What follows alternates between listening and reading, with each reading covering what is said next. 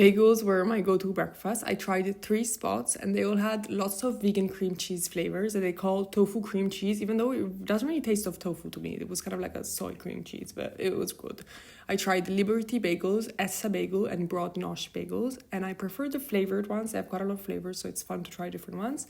And I would add some extras like tomatoes or mushrooms, but it was such a great breakfast, quick and cheap.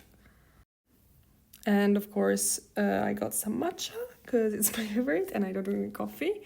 And then another great meal for like a quick one is Orchard Grocer. It was a dream. It's a deli and grocery store and it's 100% vegan. And I tried the seitan pastrami and the breakfast croissant.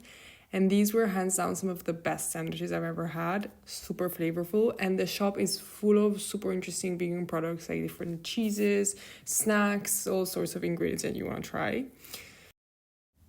Jajaja Mexicana is another great one for dinner. They have a combination of dishes made with mainly vegetables and some meat alternatives.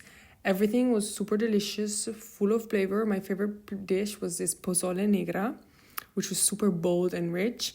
And I loved everything else. We had some tacos, little tacos, some loaded nachos. Everything was super good. And of course, I had to try some New York City style pizza. I tried 2. This is a great quick lunch, something to grab on the go. This one was called Vito slices, which had more cheese and felt a bit more greasy. And this other one called Zillions, which uses this Numu vegan mozzarella, which I preferred also because they kind of used less. I don't know, it felt less, like the ones made of only coconut oil I don't like them. I'm not a fan of that kind of cheese. I don't know if this was that, but it felt better, I guess. When in Chinatown, I tried Bodhi Vegetarian, which is a 100% plant-based spot. And it's traditional, it's a super cute place. The menu is huge. You get a piece of paper and you sign, like you make an X on things you want. They had a lot of stuff. I went for mainly vegetable-based stuff because the night before I had a lot of like meal replacements. But they did have some really interesting things on there, like mock duck and things like that. So I think that's really interesting to try as well. Everything was super good, but I particularly loved the pan-fried turnip cake. Super nice. And the mushroom steamed rice rolls. They actually have a lot of options of these steamed rice rolls, which I really, really liked. So highly recommend those. And in the same area, I tried this little Vietnamese restaurant that was also 100% vegan, and it was really good.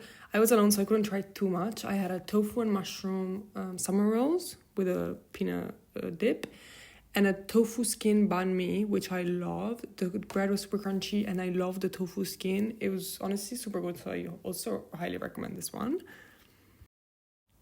One of the most recommended places was Spicy Moon, which specializes in vegan Sichuan cuisine. We tried lots of things: the scallion pancakes, vegetable wontons in chili oil, the dan dan noodles, and the kung pao style tofu with rice and vegetables. Everything was really nice. It was a bit too spicy for me, but my tolerance is really low. Like, I really can't handle it. So that's that. But the food was really tasty, and I liked the vibe with all these lights. It's a really cute place to have dinner.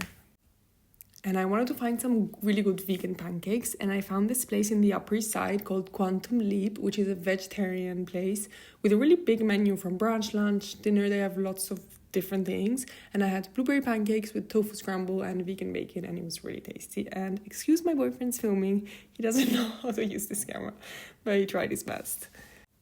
Another great spot for breakfast or brunch is Le Petit Monstre in Brooklyn. They have lots of pastries. We tried this monkey bread, which was delicious with chocolate, and it's made with like the leftover pastry from like the cinnamon roll or something. It was really good. I really like this one. And then some matcha, of course. And then we had some brunch style dishes. We had the tofu tacos and a burrito, which were lovely.